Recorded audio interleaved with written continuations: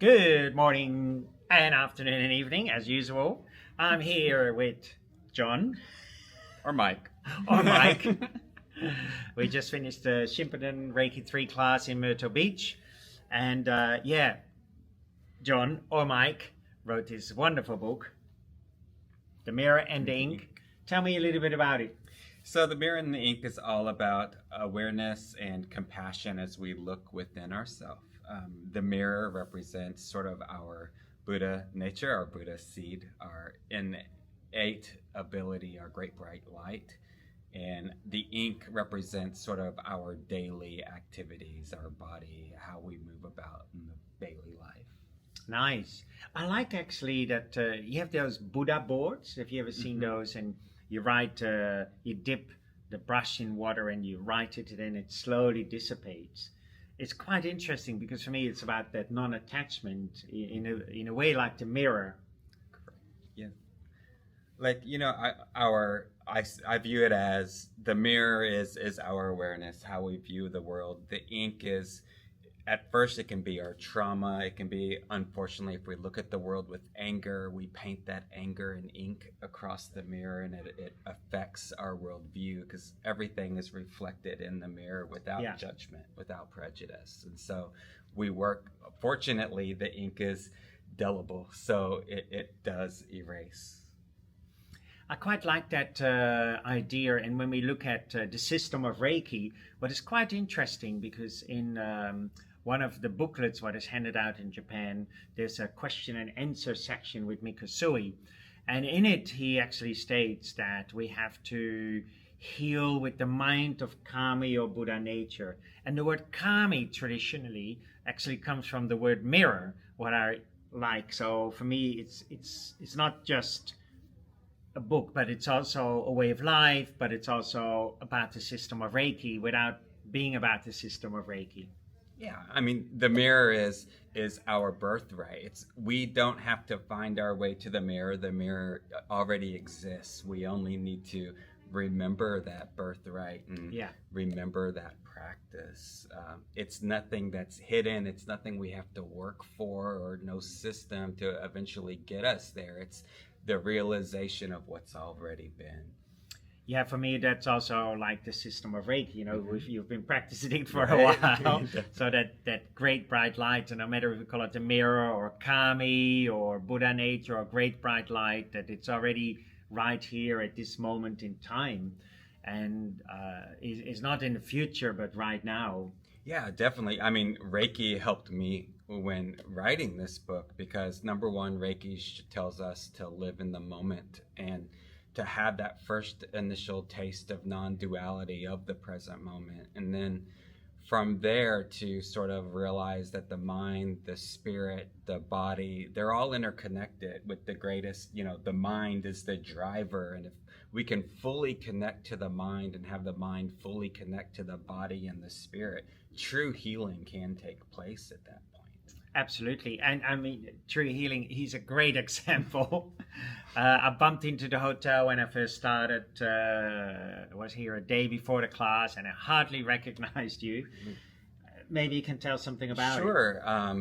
It's been 100-pound weight loss, no GLPs, just purely, the mind decided that the body needed to heal.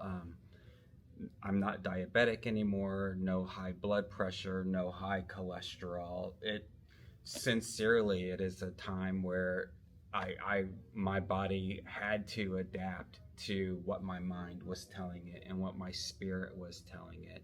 Suddenly, I didn't have that sweet tooth anymore. I eat only what I need, what my spirit needs. And at that point, things started to transform. The inner started to match the outer. I think that is really beautiful in a way because sometimes we think, we have to first do different diets, etc., etc. Of course, it can also happen that way. But for me, it's very important that we look at the mind. And when we look at the Reiki precepts, for example, it's all about the mind. And when the mind starts to heal itself, so maybe anxiety, worries, fear, stress, tension, you name it, and rediscover this inner light, this inner mirror, then automatically something starts to happen with your body and energy. It's an automatic process. Yeah, transformation truly starts from the inside out, and the precepts exemplify that transformation beginning. Just for today, we don't anger. Anger is a great poison, right? But we don't try to necessarily destroy that anger. We transform it into dedication, like Fudo, right? Yeah. Fudo is a compassionate anger. The same way with our own lives, we can begin that transformation process of transforming those things through the precepts.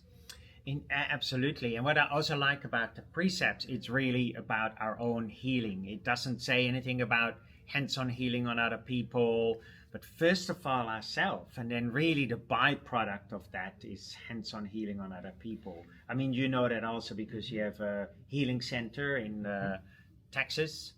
Yeah, right. Just like you say, we can't give from a cup that we don't have. We first have to be compassionate towards ourselves and love ourselves and value ourselves before we have that ability to give to others. Yeah.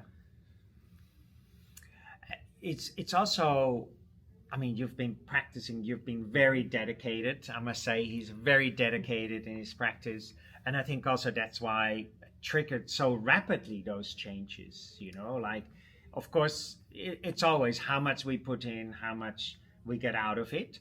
But you've put in a lot, and this has been over the years. I know you for 5 years or something. Right. It's so great to see this progress in such a rapid way because you put the effort. I didn't put the effort in it for you. You put the effort in it for yourself.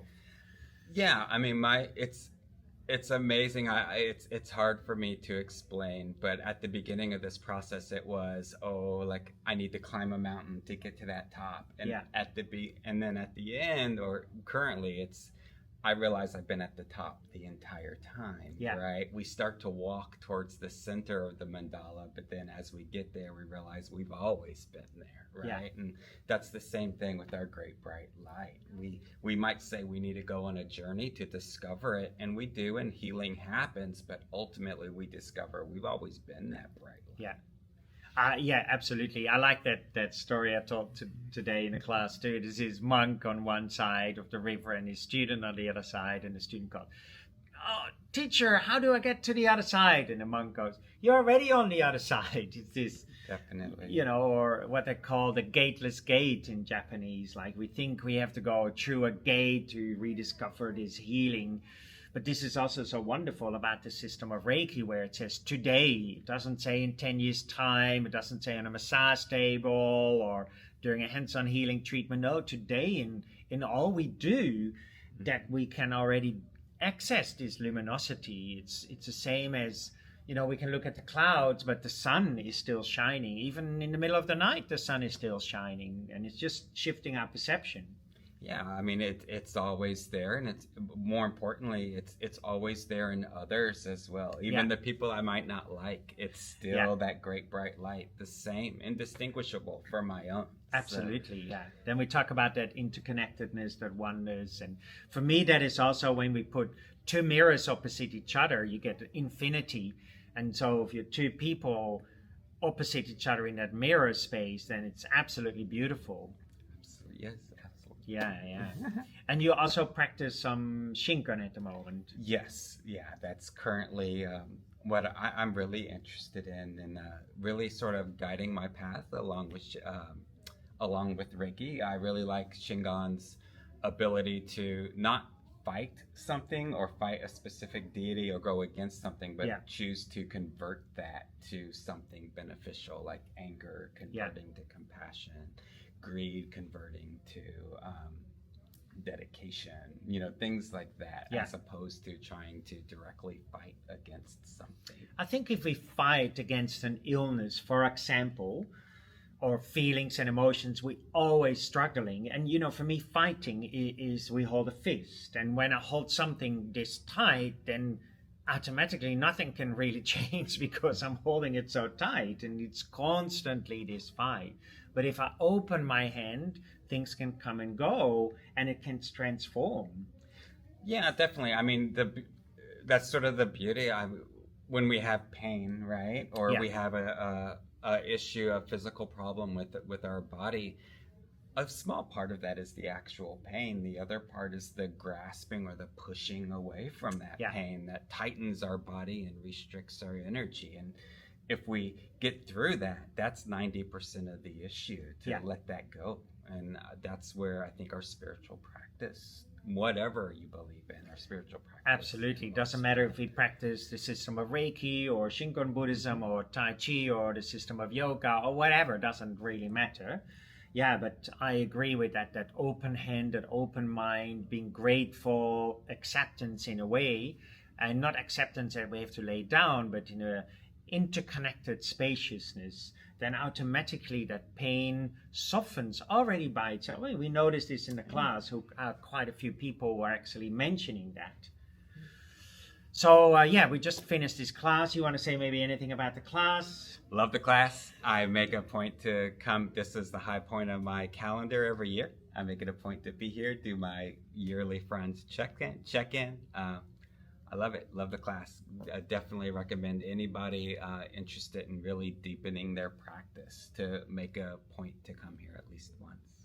I like it also. I mean, like over time, we know each other. We see it once a year. You've been to Japan with me as well. And it's this friendship. This is, for me, it's my brother. Yeah, definitely.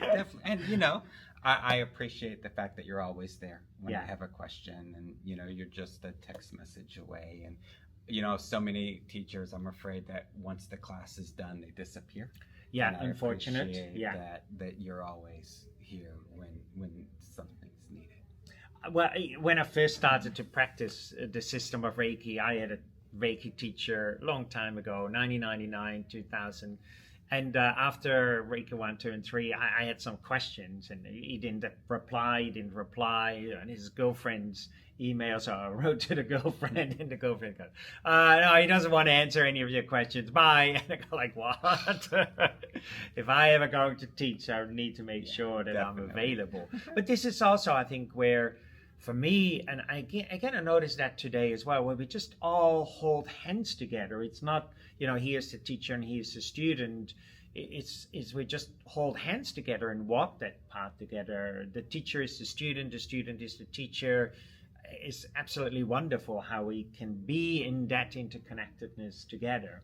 Yeah, I mean, that's definitely the high point of the classroom environment, because you could pick up a book and read a book, right? That's only the intellectual part, but the far deeper value of the class is building those personal relationships and carrying them after the class, and that sort of interconnectedness of all of us getting together and spending the time together. Yeah, and then also having dinner together, or lunch, or some fun things outside of the class. For me also, I always really enjoy that. For me, it's not just the class, but the whole environment of that, I think, is really super brilliant. Absolutely. Yeah.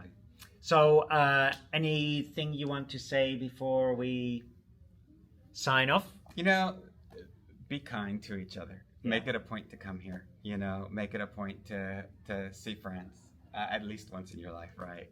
Face to face. And I thank you for all you do. Thank you. But I agree, be kind. Imagine if every person in the world today decide to be kind, we have heaven on earth. We have peace in the world. I mean, if you think about it, it sounds so simple. Just be kind. And then, peace today, right? It's not that difficult if we just all decide to be kind. And yet, it's so difficult because we find it so difficult to be kind. Absolutely. Or we be kind, very selective. I'm going to be kind to you, but not to you. And I go like, man, just be kind. Yeah. So thanks for saying that. Oh, thank you. Thank you. And see you all later. Bye.